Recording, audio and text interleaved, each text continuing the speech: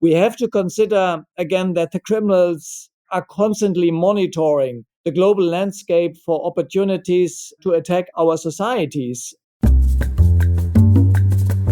Welcome to Global Dispatches, a podcast for the foreign policy and global development communities and anyone who wants a deeper understanding of what is driving events in the world today. I'm your host, Mark Lyon Goldberg. I am a veteran international affairs journalist and the editor of UN Dispatch. Enjoy the show.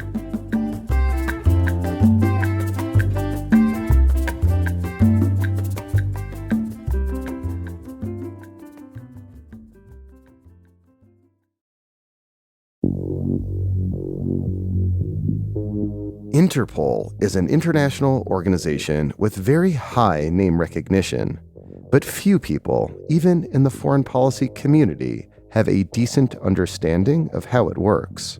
As it happens, before I became a foreign policy journalist, I did an internship at Interpol's headquarters in Lyon, France. And it is there that I caught up with my guest today, Interpol Secretary General Jurgen. He is a former German police officer who is entering his 10th and final year as the Secretary General. In our conversation, we discuss some broad trends in transnational organized crime that he has witnessed in his tenure and how Interpol is evolving to meet those challenges. Interpol is formally known as the International Criminal Police Organization. It actually predates the United Nations by over 20 years, and this year is commemorating its 100th anniversary. Interpol was established a century ago and still exists today to support multilateral cooperation among the police agencies of its now 195 members. Contra popular perception, sometimes conveyed in movies and the like, Interpol is not actually a police force itself. There's no such thing as an Interpol agent, certainly not someone with ninja-like skills who travels the world chasing art thieves, gun traffickers, and the like. Rather, I tend to think of Interpol as a platform that law enforcement agencies of its member states can use when they want to share information or cooperate across borders. This can include, for example, linking national criminal databases like fingerprints with that of other member states. It can also include cooperating on synchronized police operations to bust international organized crime networks that traffic in guns, people, or do cyber crimes. Interpol exists as an independent organization to facilitate that kind of cooperation. In our conversation, Jurgen kicks off with some examples of recent Interpol-facilitated operations that exemplify the organization's role in international affairs. He then discusses broad trends in international organized crime and the impact of geopolitics on Interpol's work. Now, Interpol is essentially an apolitical organization. Most of its work is in support of police going after ordinary crimes like murder or car theft rings. But it is a member state-led organization, so it is not immune to geopolitics or international rivalries, and Jurgen explains how Interpol tries to stick to its core mission. My own stint at Interpol was both 21 years ago and brief, but I have been following the organization's work ever since, and I'm glad to bring this conversation to you. A couple of quick announcements before we start. First, if you are new to the show, welcome. Please be sure to subscribe or follow Global Dispatches wherever you get your podcasts. Global Dispatches is the longest-running independent international affairs show. We've been at this for 10 years now, bringing you 2 episodes a week every week, often shining a spotlight on undercovered global stories, and always featuring interviews with interesting people in international affairs. And if you are listening to this contemporaneously, next week, the week of September 18th, marks the opening of the United Nations General Assembly, and from Monday through Thursday of that week, we will be bringing you daily updates from the 78th United Nations General Assembly. I am really excited for this special daily series. We've been doing this for a few years now. I've gotten great feedback from listeners about how you are able to connect with all that is happening at the United Nations and throughout New York during this most important week of international diplomacy. So stay tuned for our special daily UNGA episodes. For now, here is my conversation with Interpol Secretary General Jurgen Stock.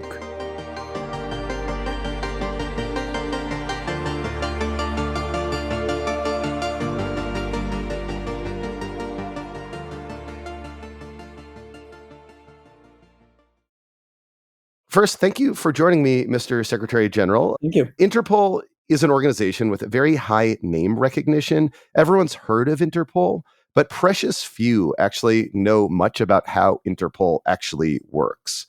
So, by way of explaining Interpol, can I have you describe a recent operation that you believe provides a good demonstration of Interpol doing what it was designed to do? Indeed, Interpol is a kind of world famous brand, but maybe also amongst the least understood international organizations. So happy to explain that a little bit more in detail, what we are doing. And just starting with an operation that we have been conducting a couple of weeks ago, where we connected more than 20 countries around the world in targeting illicit trafficking of firearms. It was an operation called Trigger 9, again, aimed at dismantling criminal networks who are dealing with illegal weapons. And we have been able to organize and coordinate these activities not only across borders, but across continents.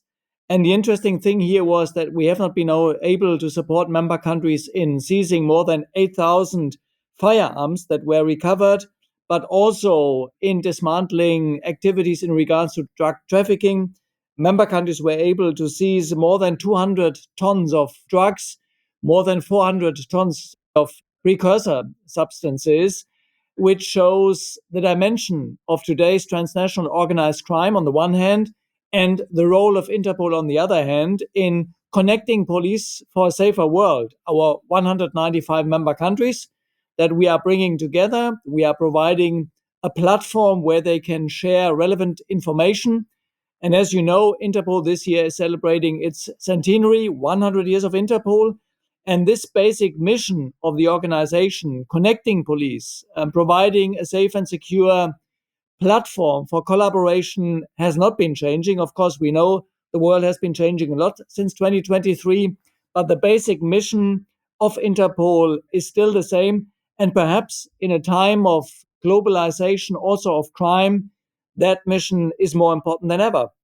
So, can I maybe have you go just a little deeper into the Trigger 9 operation in order to kind of demonstrate just operationally how Interpol is able to help national police kind of connect the dots? So, what was the transnational organized criminal group that was trafficking in these arms? And where did this seizure occur? And what were some of the major countries involved? It was primarily in Central and South America where we have been conducting this operation. Of course, a central role is being played by our so-called national central bureaus, which means that every of our 195 member countries is having a national central bureau, let's say, as a single point of contact for Interpol. We are planning these operations together with the NCBs based on our threat assessment that we are putting together, the information we are receiving from various sources, trying again to identify major criminal groups who are operating in certain parts of the world, identifying the major trafficking routes that are being exploited by criminal groups, and then organizing targeted operations that are again aimed at dismantling the structure of a criminal network. So, hopefully, having some impact again in pushing this kind of transnational organized crime back. And then, of course, exploiting all the information we are gathering through these operations. It's not just the seizure of drugs or firearms, it is also systematically collecting the intelligence throughout these operations so that we can capture the real complexity of today's transnational organized crime, because this is a major concern actually everywhere around the world, that despite all the efforts and the success stories we are having as an international police community, Many of these organized crime groups, or call them cartels or whatever, are in fact getting stronger, more powerful, more influential in terms of impact on the legitimate economy, but also corruption is a big problem all around the world because these groups also try to get influence by infiltrating our societies, public administration, private sector, and even the political level. You made the point that transnational organized criminal groups today are growing in strength. What can Interpol do to stop that growth? How else might member states empower Interpol to rise to the challenge of transnational organized crime today? Maybe I can answer that question with an example. We have been starting 3 years ago on an initiative from the government of Italy, a project against 'Ndrangheta, definitely one of the most dangerous criminal groups in the world, originating in Calabria many decades ago. That's like the successor to the Cosa Nostra, or like a competitor, right, to the Cosa Yeah, Nostra. more competitor from a particular region, again, Calabria in the south of Italy. And of course, we have seen Italy investing a lot of resources in pushing this group and other groups, mafia style organized crime groups, back. Many success stories. But nevertheless, Italy considered, despite all the success stories and the efforts that were achieved nationally and through bilateral police cooperation, that group has become stronger. That group has been expanding almost all across the globe now in something like 40 member countries. And Italy said, okay, we are going to use the global platform that Interpol provides. We are supporting a program that invites member countries who are having a problem with 'Ndrangheta to perhaps share information amongst each other through Interpol that they have never been sharing before, to allow the global law enforcement community to really capture the dimension of 'Ndrangheta in 2023, let's say, and the years before, to raise awareness around the globe. And since this project started 3 years ago, through these new level of information sharing, member countries, let's say, sitting around the Interpol table, sharing information, and again, identifying the real dimension of 'Ndrangheta activities. Today, we've been able to support, meanwhile, more than 40, I think almost 50 arrests of 'Ndrangheta kingpins all around the world. Just in the last couple of months, we had a significant number of arrests that Interpol has been supporting all over the world, where the criminals, the 'Ndrangheta kingpins, were on the run for 15 years, 20 years, even 25 years, on the one hand. On the other hand, we've been able to tell one or the other country, you are having a problem with 'Ndrangheta, but you don't know yet. But we have the information now through this unprecedented sharing of information amongst member countries that 'Ndrangheta is active in your country and you should better join that kind of global coalition against 'Ndrangheta. I think this is an example what a truly global platform is about, that can help and assist member countries in pushing a truly globally operating criminal group. And 'Ndrangheta is just one of many examples back. So is the implication there that the more governments share with Interpol, the more empowered Interpol is to support international cooperation around sort of discrete, say, criminal groups? That is exactly the principle. And we try now to use that successful ICANN model also to other criminal groups. Black X is one of the examples. That's the Nigerian group, right? It's West African. West African, yeah. It's one of the groups that are operating there. We see European groups also being active in Central America, in South America. So just a few examples of those groups who are amongst the most powerful around the world. And we typically see, let's say, two groups of these organized crime groups: the ones who are still trying to operate under the radar of law enforcement, if I may say, not making too much noise, no violence on the streets, trying to invest their illicit proceeds of crime in the legitimate economy and becoming stronger, infiltrating administrations, economy, investing a lot in corruption. And on the other hand, those criminal groups that are trying to defend their turf with violence, with shootings on the streets, and more easily being discovered in their criminal activities. But what is definitely the characteristics of both types of organized crime is, again, the dimension, the way in which they undermine the rule of law and can even target whole societies, communities. And that is, again, why we are talking about a national security emergency in many parts of our constituency. So you next year will conclude your 10th year as Interpol Secretary General. I believe you're likely term limited out, so this will be your final year as head of Interpol. What have been some of the large trends in transnational organized crimes that you've seen evolve over the past decade? Yeah, it is indeed a kind of evolution that is going on, but perhaps with the dynamics that I have not seen in my long career that started in 1978 in the police in the German state of Hessen, not very far away from Frankfurt. We have clearly seen that during the pandemic, for instance, where criminal groups very quickly shifted their criminal business model to the new vulnerabilities that COVID-19 brought to our society. So, particularly, of course, in that situation of lockdowns, cyber enabled crime, cybercrime, targeting even the vaccines that were produced or any other vulnerability, the concerns of people, again, very quickly being exploited by criminal groups, all the fake websites that were produced. And we could easily see how quickly these modi operandi shifted from one part of the world to the next one. So, this kind of industrial scale targeting that is being done by criminal groups, that is definitely a dynamic which I haven't seen in the past. Of course, the internet helps a lot because that type of crime is still getting stronger. And that is a type of crime where, of course, the criminals do not need to leave their home. They can stay at home, they can target any research institute, hospitals, what we have seen, but even individuals with certain scams that have been happening. Again, the key word here is cyber enabled crime.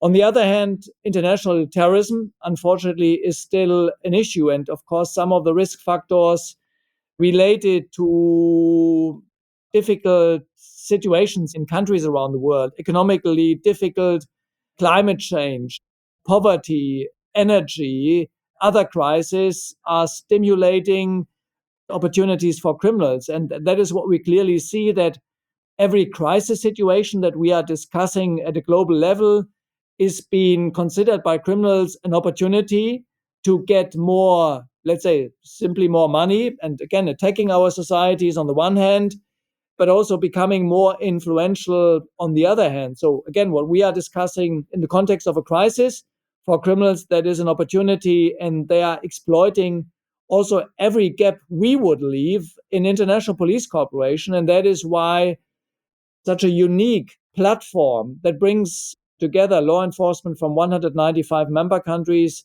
across political systems, across different legal systems, is more important than ever because, again, every gap we would leave would be exploited by criminals. So I had not previously given much thought to the idea that climate change may inspire transnational organized criminal groups to take advantage of certain, climatic or nat changes in the natural world to illicitly profit. What's an example of that? I mean, an example, of course, could be migration movements triggered by the climate situation in certain parts of the world, that people are simply forced to leave their homes because of the situation in regards to the climate. And such a situation would be exploited, of course, by those trafficking groups that are exploiting desperate people who are looking for better lives in other parts of the world. Environmental crime could be an example where the climate situation in one part of the world is being exploited in the various avenues of environmental crime, which is a very broad spectrum. We have to consider, again, that the criminals are constantly monitoring the global landscape for opportunities to attack our societies. And this also with the support already currently, but even more in the future by using modern technology. Artificial intelligence is also a case in point here, where we already see criminals starting exploiting artificial intelligence in certain cyber enabled crime activities. And that is the reason why I would like to summarize that transnational organized crime in almost all parts of the world has become a national security emergency and should be taken very seriously. And again, the only way to push this development back is a strong centralized agency on a global scale, Interpol, where member countries systematically collect information, not only on specific criminal activities, but also crime trends that we help sharing across the world and that we help dismantling the real dimension of transnational organized crime, which member countries with a traditional model of policing that I have been learning when I was a young police officer, you do everything on a bilateral basis, can no longer be captured.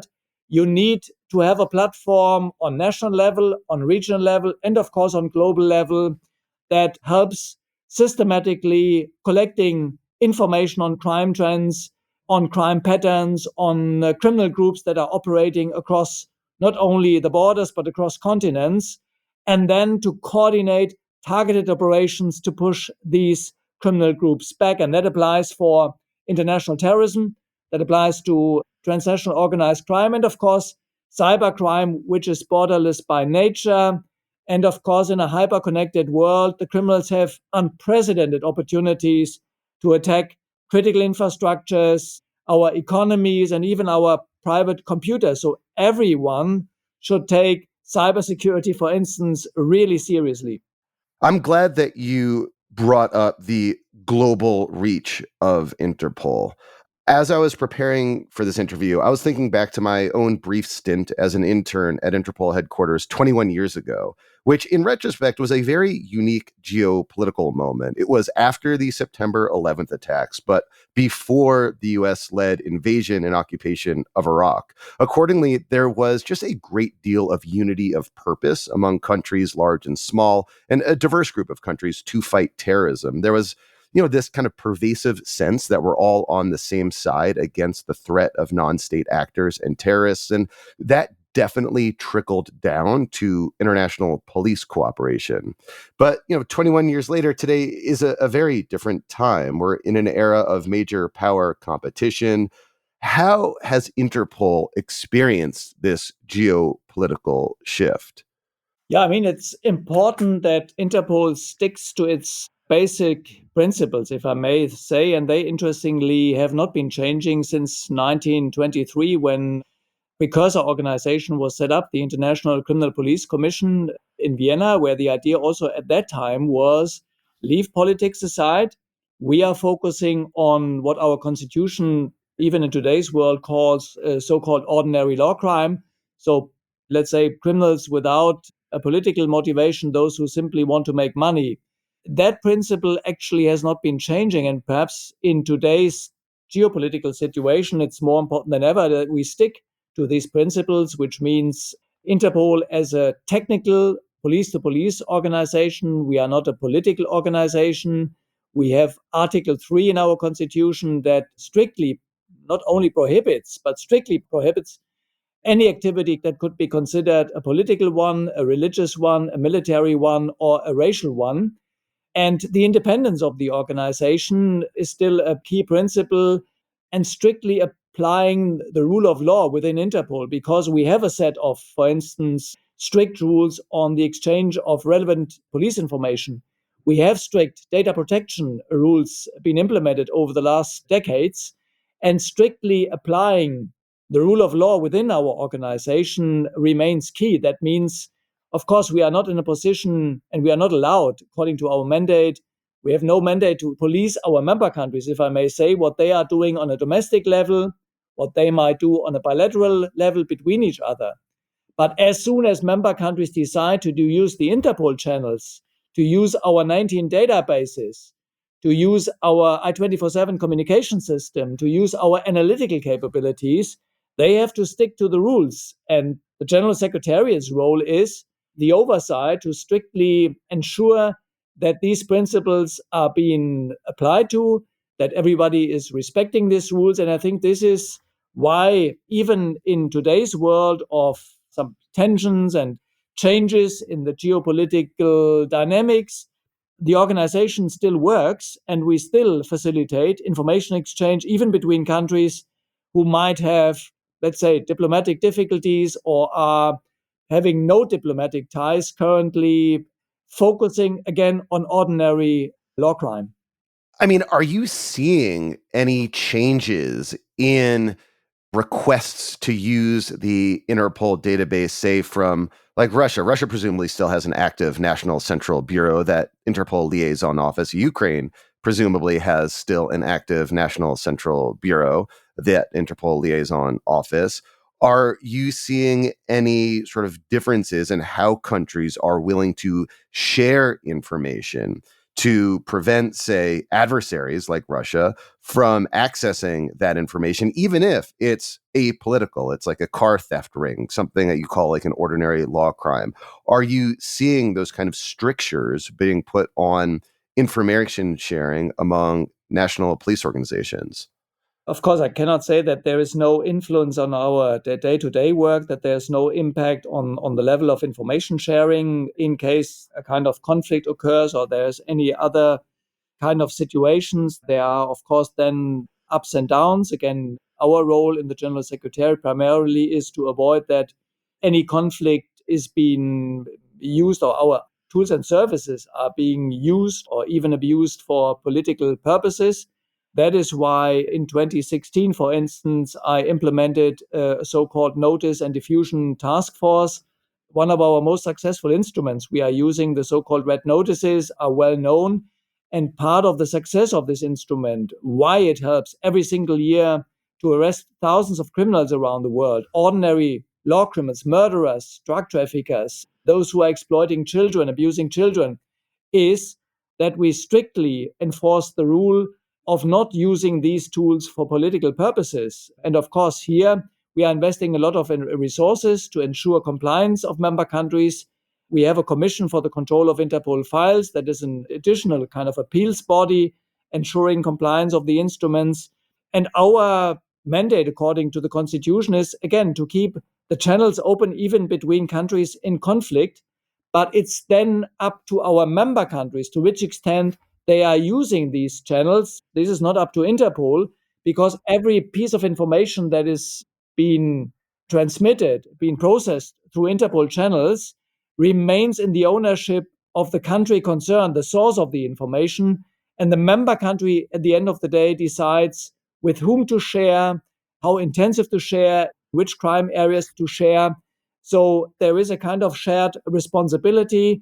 And what I can say just from this year's figures, I mean, we have during the last couple of years a steep increase in records being shared with Interpol. Now, more than 130 million records are in our databases. And just this year, 2023, we have already seen almost 5 billion searches in our databases, which means almost 270 searches per second being conducted by our NCBs at critical border stations, airports, all around the world, and almost 1 million hits being produced all around the world that are helping investigating crime and arresting criminals and making sure that there is no safe haven for criminals. So a very effective system.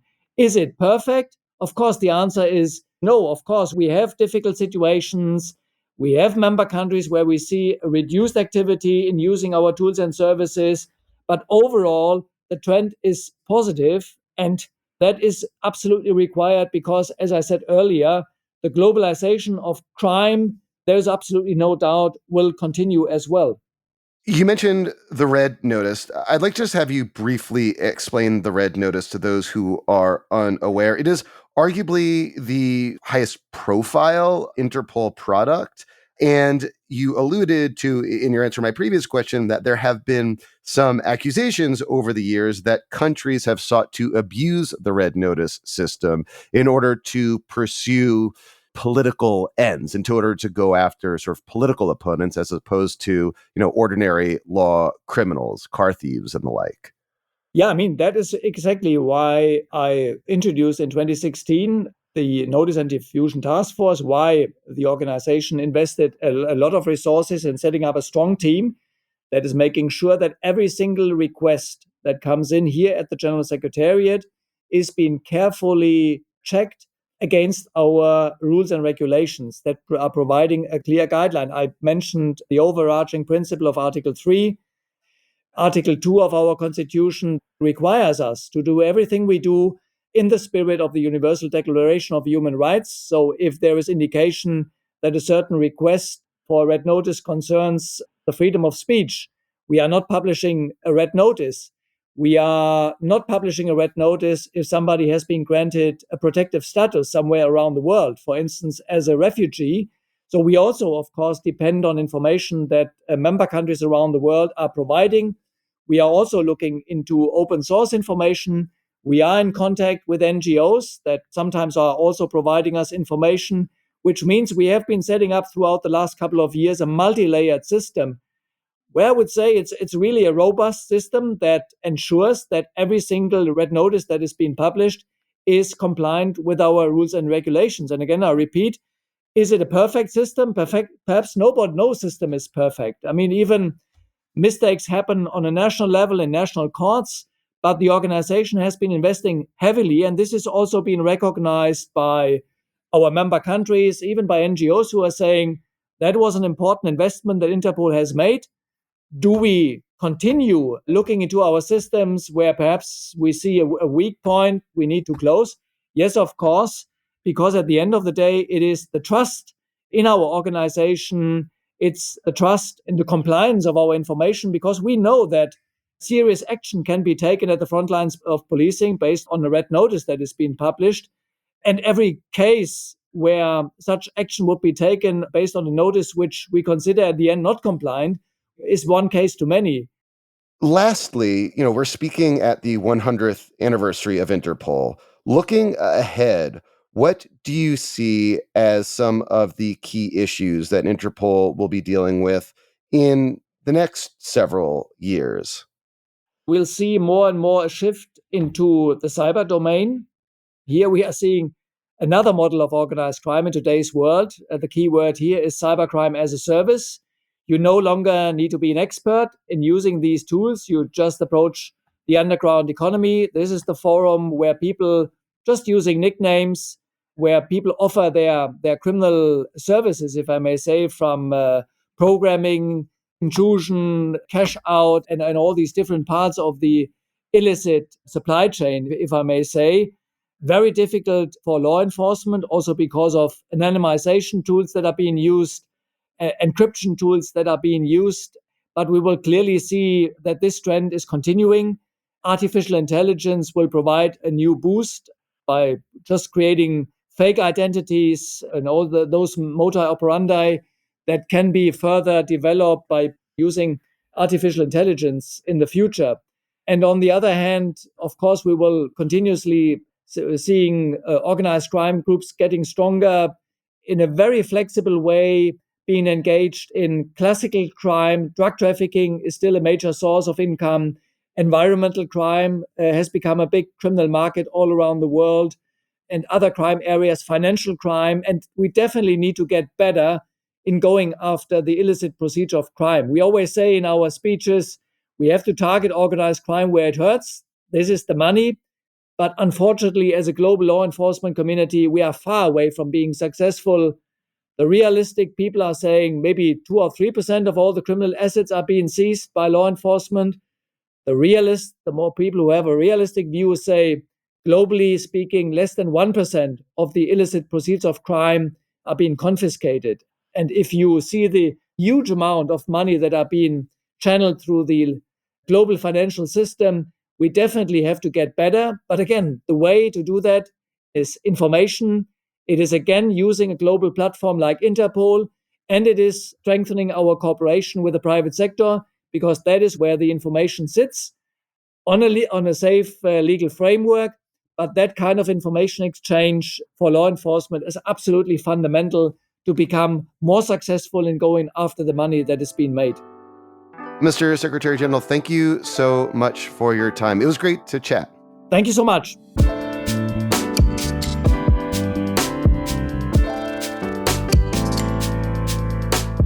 Thanks for listening to Global Dispatches. The show is produced by me, Mark Leon Goldberg. It is edited and mixed by Levi Sharp. If you are listening on Apple Podcasts, make sure to follow the show and enable automatic downloads to get new episodes as soon as they're released. On Spotify, tap the bell icon to get a notification when we publish new episodes. And of course, please visit globaldispatches.org to get on our free mailing list, get in touch with me, and access our full archive. Thank you.